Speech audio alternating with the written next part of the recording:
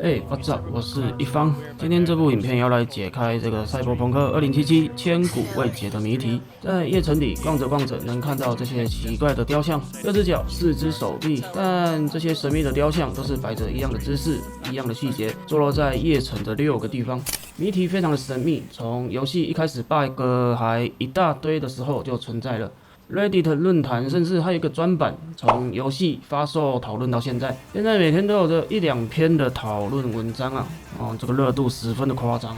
雕像下面有着一串代码 FF06B5，然而看到这串代码，最直接的联想就是这是一串 RGB 的色码，查出来可以得知这是洋红的一个颜色，所以这谜题也称作是洋红色之谜。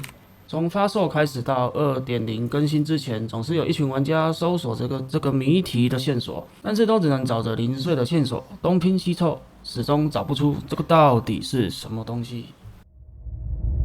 这一次更新 2.0 终于给各位玩家盼到了，可以看到新的线索，在农场区多了一个教堂，里面有一台笔电。跟一整区的伺服器，还有一台街机。过去打开笔电有3封信，第一封就提到雕像很像噬菌体的一个假设，第二封就是在抱怨雕像前的那个凡人的和尚，还吐槽了一下洋红色跟紫色到底有什么不一样。这2封都是在 Reddit 有过的论点。接着第3篇提到了他去到游戏厅找到了 FF06B5，并且发现了一个密钥跟一台笔电，准备要离开了。接着转头过去就可以看到一台街机在那里。打开游戏后，就可以发现这是一款仿德军总部的小游戏机，里面你要扮演强尼，在放完炸弹后赶快逃离矿板塔。那这里感谢大神通关后还帮忙画地图，想自己走走看看的，可以参考画面上的地图。OK， 我们接到小游戏里面，可以发现 CDB 真的是细节都处理得非常的用心，仿得还非常像，小 bug 可能也仿得进去哦。枪玩着玩着，有时候还会不见了。那么可以在52楼的部分发现我们 FF06B5 的雕像，房间里面可以看到数字在墙壁上，这数字在通关这个小游戏后，可以看到这个排行榜上面的分数，你看看是不是一模一样呢？刚好对应到房间上面的数字，这里会是个什么样的提示吗？进去雕像房，待到时间271秒之后，左下角会变成一个锁的图案，接着回到一个有着雕像的大厅。照理说我们要去解开谜题，才能发现到这个密码，但是厉害的 Reddit 的乡民暴力破解出了密码，是240891。接着我们到大厅中，照顺序走到对应的数字角落，就能开启一个蓝色秘密房间。这蓝色房间规划，还真是挺难的。这里我正常玩，基本上是走不太出来了。从上面去看完完整的路线，可以发现拼出来的一个 DM 加 TV 这几个字，中间的加有可能是个十字架，这也算是一个未解的谜题哦。Reddit 上面都还没有发现说这个字母的谜底到底是什么。接着这房间里可以找到8块神秘的 QR code， 拼起来会像是这个样子。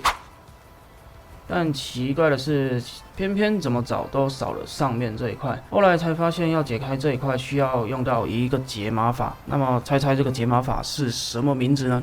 没错，就是 Reed Solomon Codes， 跟我们 DLC 主角里的名字一模一样。解码出来的一串程式码是一串用 Python 解出来的井字游戏。那么知道井字游戏的，就会知道这个游戏怎么玩都是不会有人赢的。平手之后，这游戏会给玩家这一段话 ：The only winning move is not to play。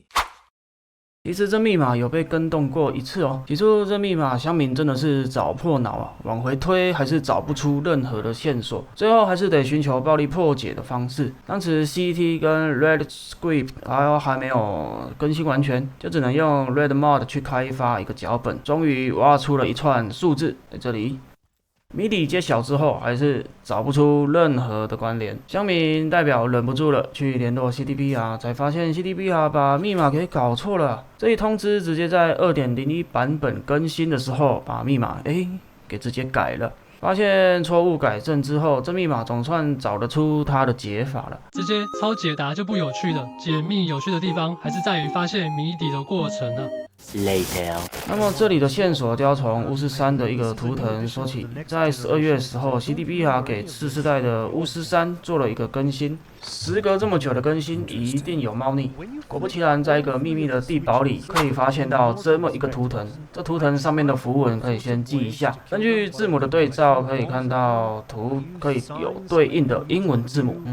上面那一排感觉跟 FF06B5 明显就是有些关系了。好，那没事。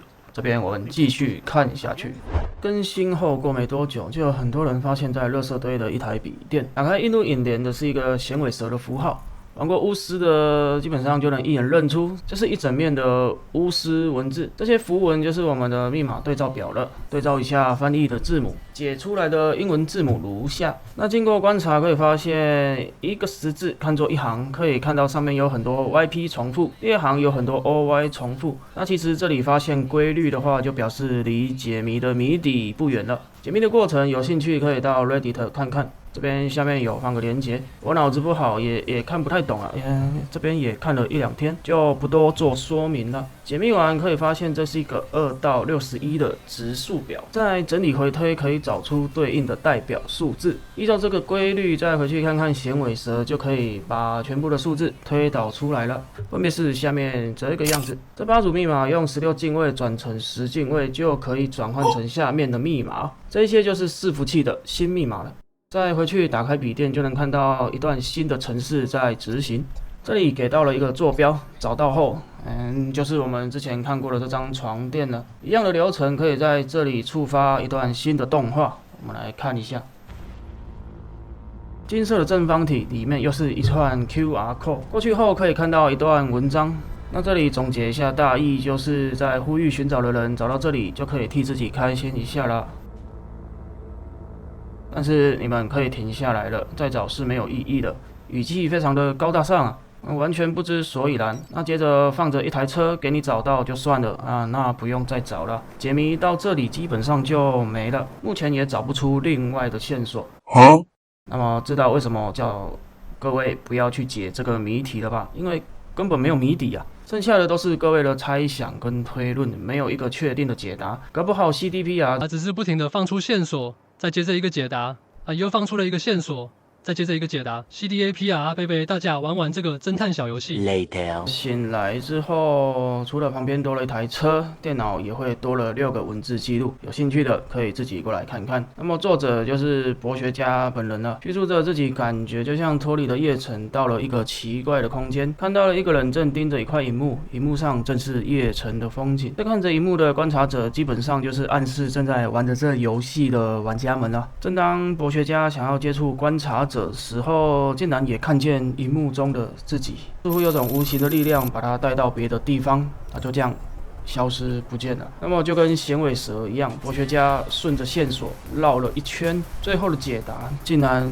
就是荧幕中的自己啊！这边就有一个可能的推论，博学家可能意外的找到方法传送到现实世界里面，看到现实世界的景象。此时博学家还没有发现跟夜城的联系，但是就在最后一次从现实世界观察到夜城世界的时候，此时完成了一个循环，自己观察到自己的形象，就如响尾蛇的意象一样。这种现象，或是说，这种状态呢，已经超出常人理解的范围了。在游戏里的 V 看到的可能就是散落一地的衣服，博学就只是消失了而已。那么用比较一般宗教的方式表达，大概就是，他已经成仙成佛，进入涅槃了。以玩家的视角来表达，可能就是进入高级的赛博空间，变成 AI 之类的。那如果再换成是盖瑞看到这种现象的话，大概就变成阿法星云上面的死灵法师了。The scientists of Alpha Centauri! 每个人的眼界不同，对无法解释的现象都会有不一样的理解吧，真的是牛逼啦！玩个游戏能牵扯到一点神学、哲学的部分哦。OK， 我们今天的影片就到这里了。影片的最后别忘记订阅一方，身体最健康。